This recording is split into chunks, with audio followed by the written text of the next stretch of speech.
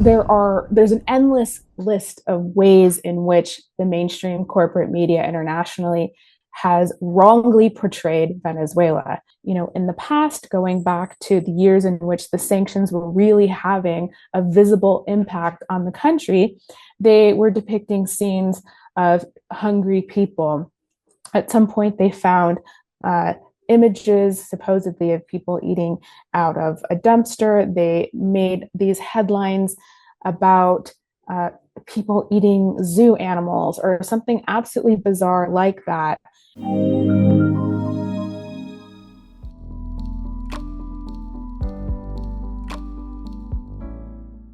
Things in Venezuela are relatively normal in terms of everyday commerce, in terms of people going to their workplaces. Things are being sold out in the streets, especially in the capitals and in the capital of the country, Caracas. Things are bustling as normal. Public transportation has resumed. And so we know the situation from the past that the mainstream media internationally likes to show a country in chaos. But the reality is that there was some violence and there was some incidents of terrorism. We call these armed gangs and these violent groups in the street guarimbas. But they went out and they committed acts of arson. They attacked people and all of these different crimes, which we can get into. But what the authorities have said is that the people who carried out those different acts of violence were in large part paid by the opposition. They were people who had a criminal record profile. They were young street kids. Some of them were minors, so they were actually teenagers. And a lot of them had recently returned from places like Chile, Peru, and the United States in what seems to be an organized plan to carry out these acts of violence. And the authorities have also said that in making the arrests, it has been found that many of these people didn't even cast a vote. So things are really returning to normal in that sense, that there's that period of violence has ended. But of course, there have been a lot of mobilizations in favor of the government's triumph, President Maduro's triumph in his reelection. Every day there have been large rallies in support of the government that have marched to the Miraflores Palace, the presidential palace in Caracas. And at the same time, there have been some rallies in support of that main opposition, which came in second in those July 28th elections. Apart from that, there is something that's a little bit odd, and that's, of course, that the media has once again turned its eye to Venezuela, that the headlines once again include Venezuela, and that the State Department and the European Union, the Ministry of Foreign Affairs of Canada, and all of these other countries are paying very close attention, and they're emitting statements all of the time, and also other countries of Latin America with right-wing presidents and governments. There's an endless list of ways in which the mainstream corporate media internationally has wrongly portrayed Venezuela. One of the things is that they show a lot of opposition support, and they always depict huge support in the streets while trying to convey a message that the support for the government is dwindling over time and that people don't feel as enthusiastic as they once did. The fact is that we saw during this campaign season that there was huge support in the streets for maintaining the Bolivarian Revolutionary Project and in support of the re-election of Nicolas Maduro, and that he had huge rallies all across the countries and all the main cities, and of course in the capital. It goes without saying that the final campaign closing rally just a few days before the election was absolutely massive and possibly the largest political rally we've seen in Venezuela since Commander Hugo Chavez. And so, they're showing, misrepresenting the levels of support for this government in the country. Of course, we saw, in the past, going back to the years in which the sanctions were really having a visible impact on the country, they were depicting scenes of hungry people. At some point, they found images supposedly of people eating out of a dumpster. They made these headlines about people eating zoo animals or something absolutely bizarre like that. The fact is that in the global south, and particularly in Latin America, one of the main issues that we face is that salaries are low. They are objectively low in Latin America compared to the global north. On average, in Latin America, the minimum wage earner is earning in a month's time, $200. They're not earning what we earn in North America. And so that's a huge reason why people have migrated northward. It's not because of these issues that are being uh, spoken about in the human rights industry based in Washington or Brussels or Berlin or wherever they're based. It's not what the State Department is saying, that it's because of human rights or repression or because of the stifling of fundamental freedoms in the country because of political persecution or all of these things that have been fabricated. It is that people just want to live in another country and seek better economic opportunity.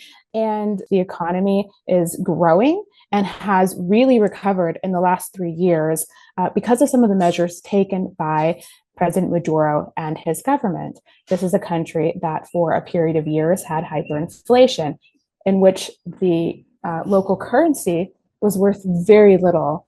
And so it was almost useless to carry around cash. You had to use a debit card for any purchases. And now the exchange is actually at 36 bolivars are the equivalent of $1. So it's much easier to make purchases there. And things have really normalized. You see investment from foreigners. You see a lot of tourism has returned. A lot of Venezuelans have returned. Just to speak a little bit about the way in which things have really improved economically in terms of the living conditions for regular people. A lot of the products that had gone missing have returned. Now it's a country that has become overwhelmingly, and the government would say completely, food sovereign, which means that they're no longer having to import food from neighboring countries and friends, but they're able to produce a lot of it. So this is something that has really changed. Things have, like I said, improved in the country, and the press simply has not reported on that. It really is a normal country in that there are ride apps. If you want a taxi, you go on your phone and you go onto your app and you choose your location and where you want to go and you call it and you go like anywhere else. You go to a nightclub, you go to a bar, people are selling things in the streets. There are, people go on vacation. There's domestic tourism. And so there are, of course, endless ways in which the media is misrepresenting the country. But what's fascinating is that the media is still able to operate in Venezuela without any sort of censorship or anything at all.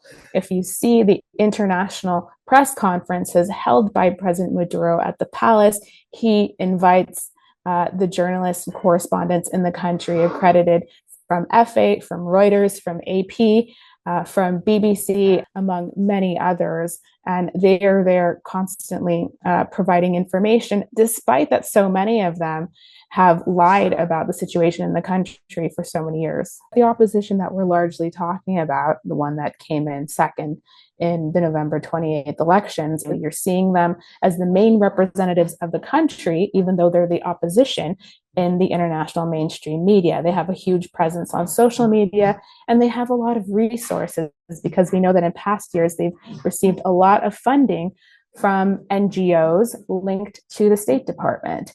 And in that way, they have been able to fund protests within the country in Venezuela, but also a lot of online campaigning and propaganda in support of regime change. These people have gone out and largely lived in the exterior, some of them as millionaires in luxury condos in places like Bogota, Miami, Washington, and Madrid, which has for years sought sanctions, these unilateral coercive measures, of which there are more than 900 that are imposed against Venezuela, really striking the Venezuelan people. We saw in 20 18, the creation of what was called the Lima Group, which was a group of countries that came together, all with right-wing governments, to try to oust the democratically elected popular government of Nicolas Maduro. They started holding meetings in places like Ottawa and Canada, and all around Latin America about Venezuela. And this is actually something that they're trying to do again right now. They're looking for ways to meet a gathering of presidents, sometimes a gathering of foreign ministers of these right-wing governments, look for ways to attack Venezuela, essentially, with different forms of aggression, to pressure them politically, to emit joint statements together.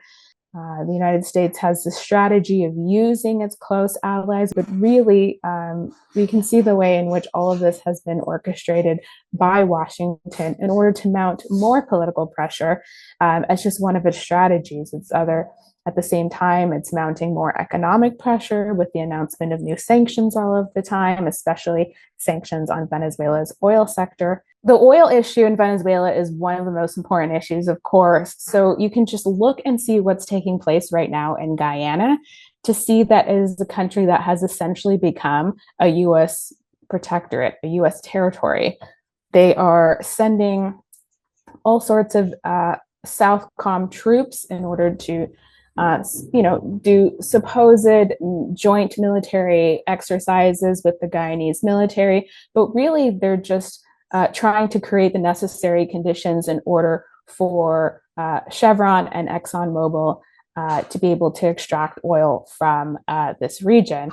Venezuela is not the only country that has huge oil reserves, but it is perhaps the largest right now, and definitely the largest in South America. It's very important that the U.S. get its hands on that oil, but also with the oil, Venezuela, since Commander Hugo Chavez has been able to help many of its neighbors. It's been able to help neighbors through its PetroCaribe program, in which it was selling oil to these countries at huge subsidies, huge subsidized prices, in order for them to become more economically independent from other world powers. And it has been a huge help. Additionally, under the formation of this articulation of countries, which is ALBA TCP, Venezuela and Cuba have been able to help these other Caribbean countries of the Eastern Caribbean states with things like medical missions and sharing medical supplies when things are donated from countries like China and Russia. And these sorts of supports allow these countries to build and take their own independent path, asserting their right to implement their own models, and are breaking away with Monroe Doctrine and United States dominance. The United States is obviously not content with that. They know that there are endless opportunities in resource extraction, even apart from oil, if they're able to gain control over that country's resources, but they know they can only do that by installing one of their allies of this far-right opposition.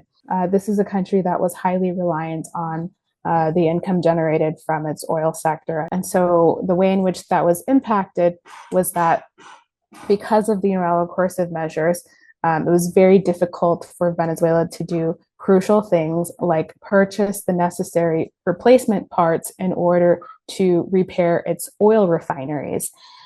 They suffered huge fuel shortages in a country which itself produces oil. They had to rely on cooperation with Iran to be able to recover its oil industry. And Iran was even bringing fuel over to Venezuela during a crucial moment in perhaps 2020, 2021 to Venezuela. There were a lot of shortages of food, as was widely reported.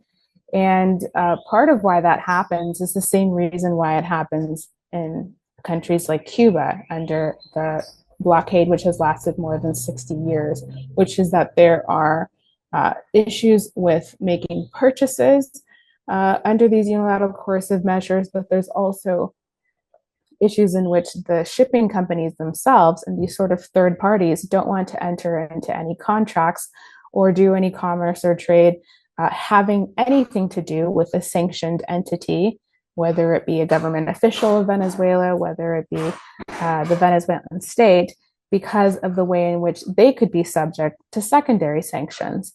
And so that creates a situation where people don't want to take any risks because it could harm them economically, even if they're, let's say, some completely random South African shipping company. So they were deprived of medicines and other crucial things, such as insulin for diabetic people. And this created a lot of difficulties. Thankfully, in large part, and thanks to a lot of Venezuela's close allies, they've been able to largely overcome that. I think Venezuelans know that if the empire were able to overturn their revolution and come in and actually consolidate a coup, that it would be catastrophic for all the rest of our countries.